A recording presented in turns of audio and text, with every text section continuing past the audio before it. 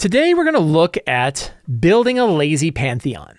So if you are running your own homebrew games, one of the elements of the games that doesn't really sit in typical spiral campaign development, which is what I offer in Return to the Lazy Dungeon Master, it doesn't have a lot about filling out the larger worlds. And that's because, in my opinion, you don't really need to fill out the larger world. You're really focused on the characters, where they are right now, what adventures they can go on, and what they can do. And that's what Return focuses on. But there is an element to the larger world that does have a direct effect on the characters. It also adds a lot of flavor to the world, even the world that's just directly around the characters and what they're exploring. And that's the Pantheon. Who are the gods of this world? What are they doing there? Which gods will the characters follow? Which gods do the villains follow? How do they, how do you flavor this thing? And one of the things about Pantheon and gods is you can use them for a lot of different things. That having a good Pantheon for your campaign is a very useful aid to flavor magic items, to connect characters to the story, to connect villains together and build build scenarios around villains, to flavor the walls of the dungeons that they're exploring, to flavor monuments that they discover, to kind of build out NPCs into being more rich. You can use a good Pantheon list to flavor all of these things. And your Pantheon is unique to your campaign, which means it's one of the variables that changes your campaign from one campaign to another. So, I always go back to like my friend and who talked to my friends and playing my D&D game for almost 20 years. And he was talking to his wife and she's like, I can't believe you go over and play the same game every week. And he's like, well, it's different every week. And that's that different every week idea. One of the ways that the campaigns are different is by flavor and history and in-world situation and stuff. And one of the big ways to do that is through the Pantheon. But I'm very lazy. I don't want to spend a lot of time on a Pantheon. And one of the reasons why I don't even talk about it is because I generally expect that we just steal the Pantheon from somewhere else. That we should just get a Pantheon. In many cases, the core books have a Pantheon, or a home campaign world, a published campaign world has a Pantheon in it, that we already have this stuff. So I don't want to spend a lot of time doing it. And that was why I didn't really say like, here's how to build a Pantheon. But sometimes we are building our own world, or we're stealing enough from a lot of different worlds that we want to steal a Pantheon.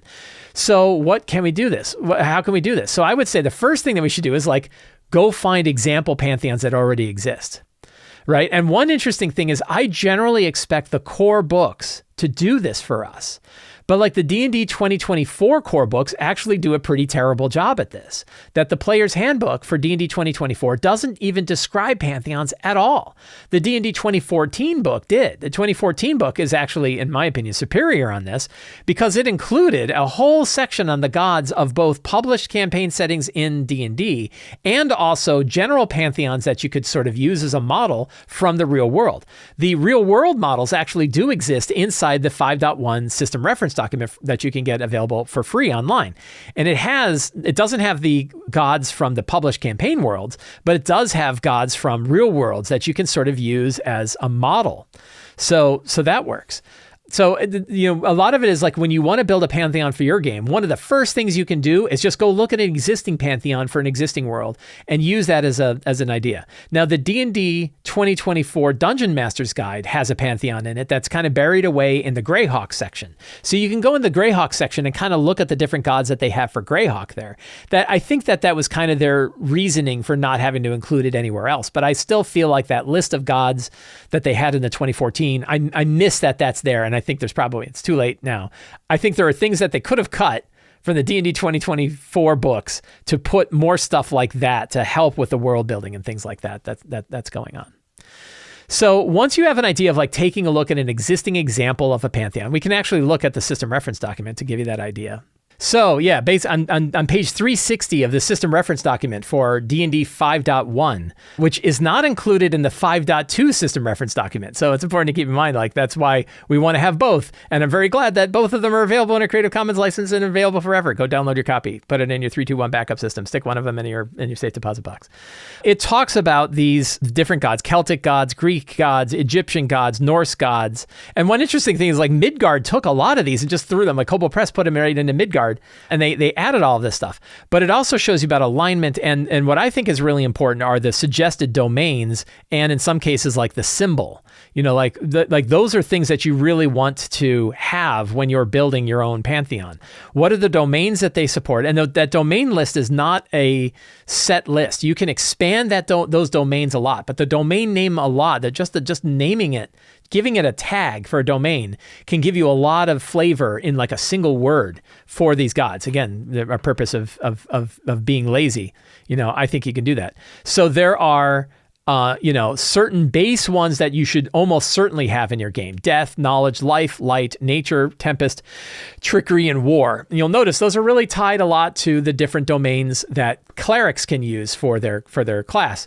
That way there's sort of a direct connection between a particular god and a domain that a cleric could follow. And you may want to have good and evil gods for both of these, or for any of these. You can kind of mix them together. I noticed that magic is on here. I would probably put magic on this list as well. Then there's also some common domains that you can sort of choose from. And again, it can give you ideas about other domains you might want to add: artifacts and constructs, chaos, demonology, fertility, forbidden knowledge, growth, love, order, protection, snakes, spiders and insects, and undeath. So those, some of those you'll notice are definitely like tied to, sort of darker domains. Then what do you actually need for a god? A name, right? What's the god called? A domain, and they can have more than one. I would suggest doing like 2 or 3 different domains that any particular god is connected to. What do they look like? Like how would they be described in lore, or what kind of iconography would you expect to see from them if people are making statues or putting mosaics on the walls? What symbol do they have? Symbol's really important. You can find, that person has a tattoo on their arm of the symbol of so-and-so, the god of death, right? Or they find it in a book, or, magic items have the symbol of the god that's on there. And then generally a short description of what's their role in the world, how are they new or old, anything that's kind of interesting. The main point is you don't need to go crazy with these things. You don't need to have like a page for every god. It should be, in my opinion, like, again, if you're building a lazy Pantheon, that it should be like a sentence or two. You really don't need to have much. And I think that for a good campaign setting, you want to have a good mix of both good guy gods and bad guy gods, right? Good gods and bad gods. Who are the gods that people worship every day? Your god of fertility, your god of nature and growth, and then you have your gods of undeath and your gods of treachery and your gods of murder, and how many do you need is a question. 8 to 12 of each, maybe, would be about right. Like I've recently wrote 2 Patreon products, one called Scions of Light, which were 12 good guy gods. And then I wrote the lower 12, which are 12 bad guy gods. I feel like that's 24 gods total. And I feel like that gives me a good pantheon. And that's actually, there's a little bit more of them in the City of Arches, but that gives me a good pantheon of different gods that you should have.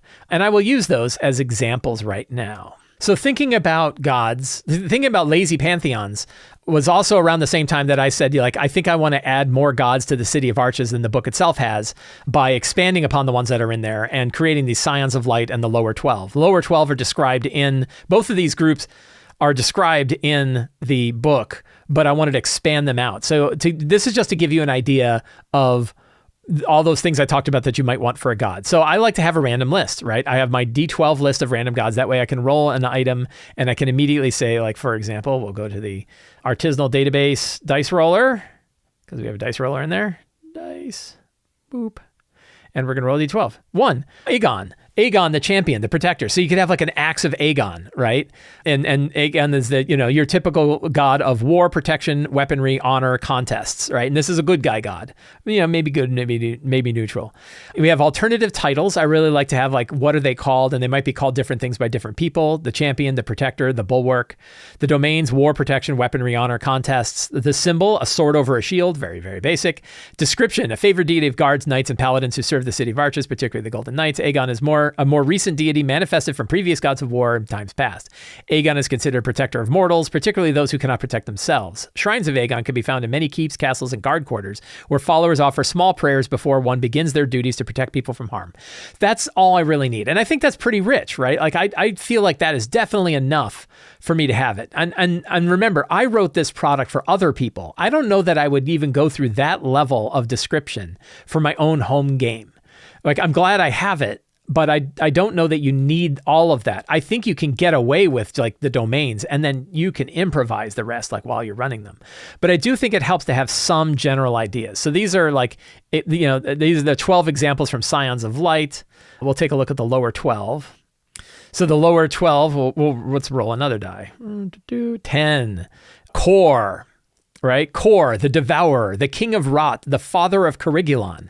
Domains, cannibalism, blood, death, and decay. You'll notice cannibalism, not a lot of gods that are worshipped because of cannibalism. Symbol, a pair of bleeding fangs. Description, said to be the creator of a greater god now long dead, Kor is a being of pure ferocity and expects the same from his followers. Some believe Kor devoured entire worlds, filling them with ghouls, feral vampires, and lycanthropes. While Kor remains largely forgotten, his son, Corrigulon, the Dread Fang, continues to be worshipped. Fell priests of Kor believe every drop of blood spilled by the god or of his highest acolytes spawns beings of evermore hunger. Lost idols and statues of Kor depict the god as a hulking horned bipedal beast with sword-like claws. So Kor is my version of Yeenoghu, right? Like Yeenoghu from the D&D setting is sort of the god of gnolls.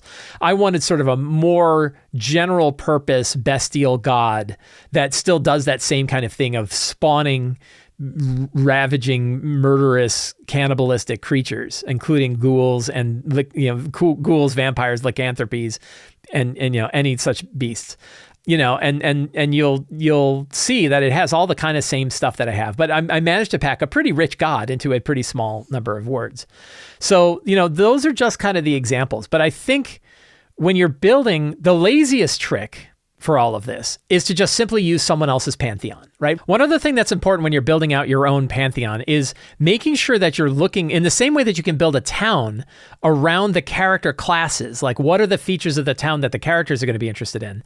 You can look at the character classes that you have and the character classes and character species you have in your game and build your pantheon around them. So in this case, you don't have to build like 24 of them out or 12 of them out. You can just have 6 because you only need the 6 for the characters themselves. And even then, it might only be for the ones that are actually have some kind of divine connection. If you have a patron for your warlock and you have a god that your paladin worships and you have a god that your cleric worships, maybe those are the only ones you really need. Maybe you do like a handful more.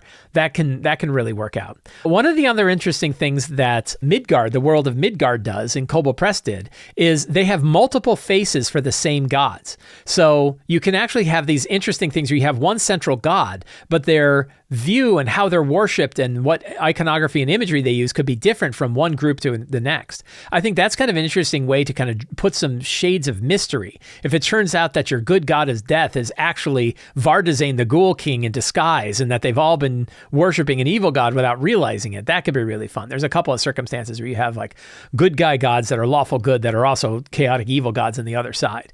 So you can add some kind of interesting things by layering stuff onto a single god, different views, different things like that. I don't know that that's any lazier because you're still writing all that stuff up. So I don't know if having a different god really matters that much, but drawing the connections between gods or saying that like, hey, these different domains are actually all under the same god. That's why I have different titles for them, that you might have 3 different names for one of these gods, but the worshipers of them only know them by the name that they're using.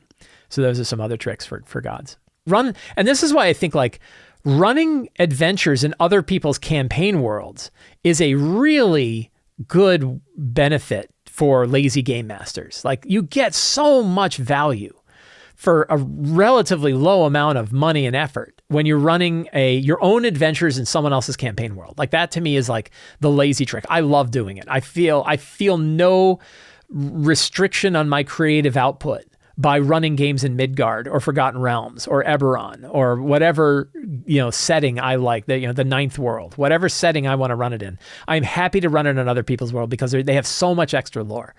But if you are the kind of GM who really wants to kind of build your own world, but still find that you want to, kind of be most effective in the effort that you do, I think that thinking about how to build a lazy pantheon, picking out, somewhere between 16 and 24 gods, half good, half bad, with the basics that you need in order to fill out that pantheon, I think that that's really the way to go. I hope you enjoyed today's show. If you did, the best thing that you can do is to subscribe to the Sly Flourish newsletter. You get a free adventure generator for signing up. You get a weekly RPG-related email sent directly to your inbox, and it is absolutely free to sign up. You can also become a patron of Sly Flourish. Patrons get access to all kinds of cool things like the artisanal database and like the new City of Arches stuff that I'm making over on Patreon. I'm putting a lot of energy into Patreon these days, so there's lots of really good stuff that's happening over there.